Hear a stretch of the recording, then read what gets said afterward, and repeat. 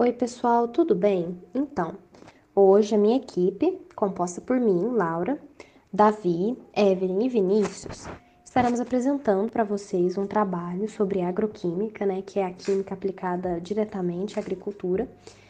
E para introduzir vocês no tema, eu gostaria de falar sobre dois tópicos importantes que vão ser aprofundados no decorrer do trabalho, que são os fertilizantes. Como o próprio nome diz, ele é uma substância que vai servir para fertilizar aquela terra, prover nutrientes para aquele solo, para que ocorra o plantio, os corretivos e os defensivos agrícolas.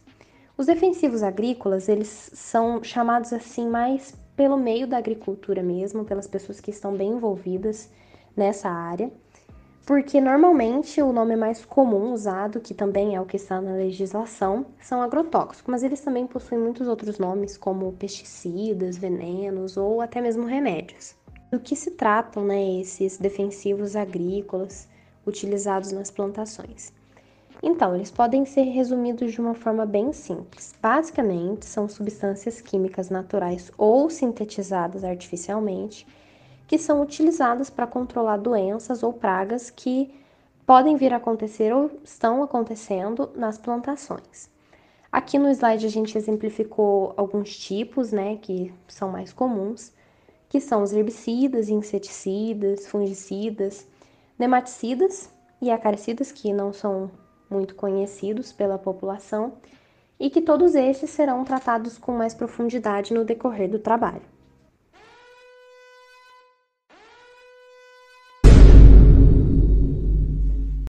Bom, antes de mais nada, a gente precisa lembrar que esse tema é polêmico, e isso também não é novidade para ninguém. Mas você já parou para pensar por que parece que essa briga nunca vai para frente e nunca vai se resolver? Olha só, a gente sabe que para chegar em um acordo, duas partes precisam primeiro se respeitar, ouvir o lado do outro, mas na real é bem difícil achar isso em uma discussão sobre agrotóxicos.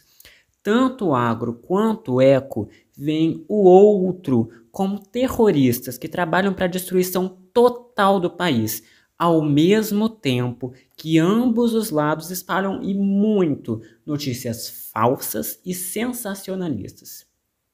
Enquanto os dois lados não se levam a sério, uma conciliação parece impossível, mas é extremamente importante a gente manter em mente que o quê?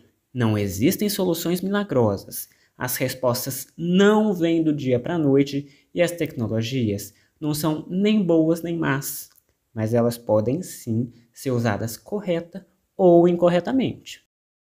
Ao falarmos de agrotóxicos, podemos citar três tipos diferentes: os herbicidas, que combatem plantas daninhas, os fungicidas, que combatem fungos, e os inseticidas, que combatem os insetos. No grupo dos herbicidas, temos o 2,4-D e o glifosato. O 2,4-D é um herbicida sistêmico seletivo, que destrói somente as raízes de dicotiledôneas, desregulando seu metabolismo por mimetizar a auxina.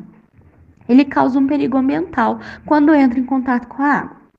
Já o glifosato, ele é sistêmico não seletivo, matando tudo.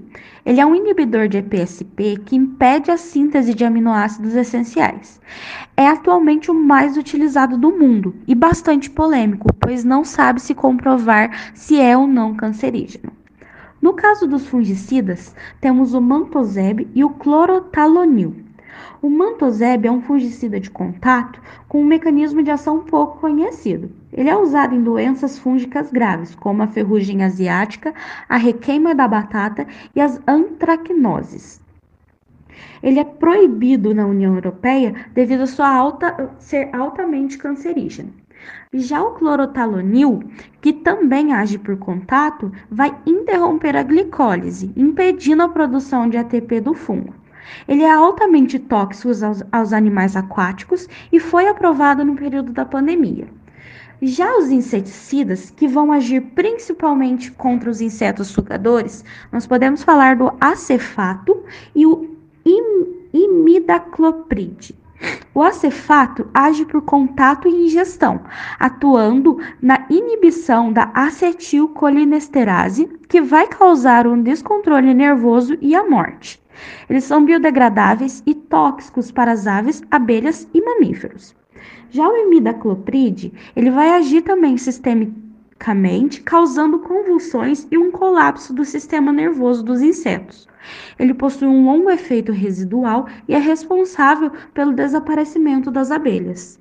Agora nós vamos falar sobre os principais nutrientes ou nutrientes essenciais, que levam esse nome por serem insubstituíveis pelo fato de participarem ativamente nos processos metabólicos das plantas, e eles se subdividem da seguinte maneira: nós temos os macronutrientes primários, macronutrientes secundários e os micronutrientes.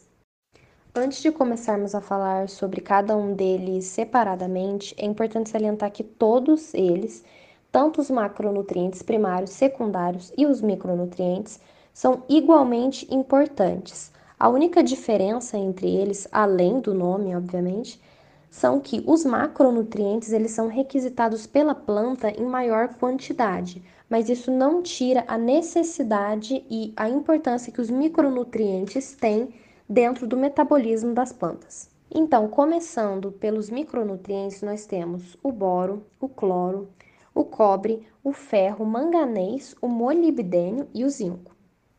Os macronutrientes secundários são o cálcio, o manganês e o enxofre.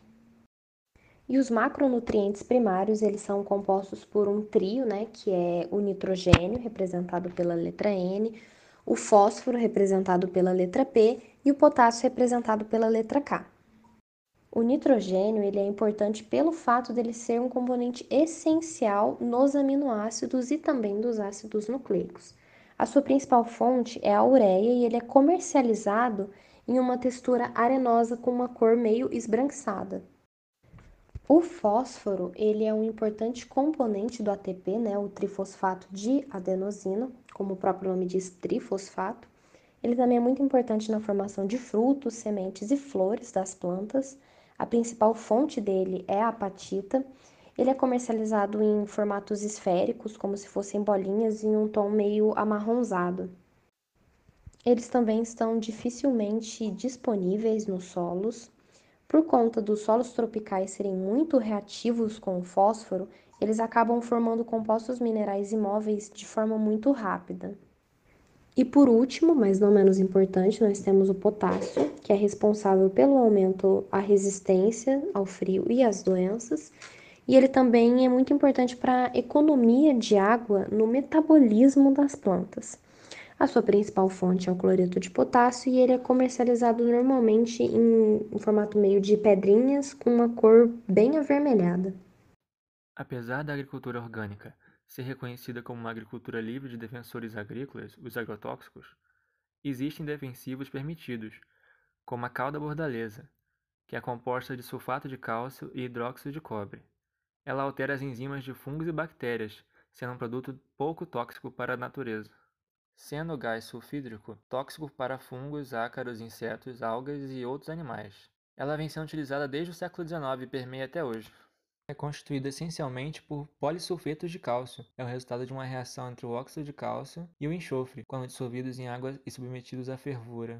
A calagem é uma técnica de fertilização agrícola. Existe também a calda sulfocálcica, que consiste em aplicar calcário ou cal no solo. Ao entrar em contato com o ambiente, esses componentes irão reagir com a água, que por consequência irá neutralizar a acidez do solo, aumentando o seu pH respectivamente. Além disso, esses componentes liberam nutrientes no solo, junto com cálcio e magnésio, auxiliando as plantas no seu crescimento e desenvolvimento. Por último, a gente fala sobre a questão dos fertilizantes. Se você achou que fertilizante era só dar nutriente para as plantas, aí é que você descobre que o quê? O buraco ele é muito mais embaixo. Isso porque as reservas minerais de fósforo, potássio, seja do mineral que for, elas são finitas e estão acabando, são recursos não renováveis, né? Para piorar, boa parte dos fertilizantes vem da Rússia e eles encareceram absurdamente desde o início, da guerra da Rússia com a Ucrânia. Tudo isso acaba gerando muita consequência. Por exemplo, o governo, usa isso como motivo para defender mineração em terra indígena, como se já não estivesse ruim o suficiente. E acaba que haja mineração onde ela acontecer, de qualquer forma, ela ainda prejudica o meio ambiente. Pelo menos não tem só coisa ruim. Todo esse bafafá, ele incentiva o desenvolvimento, por exemplo, de novas tecnologias sustentáveis, como inoculantes à base de bactérias pseudomonas e fertilizantes organominerais. Então, finalmente chegamos ao encerramento do trabalho. Aqui nós temos a bibliografia, né, dos materiais que nós usamos nos slides, o referencial de tudo. Caso surja, né, algum interesse para leitura.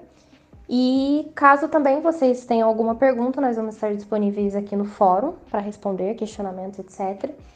E agradeço com atenção a nossa apresentação.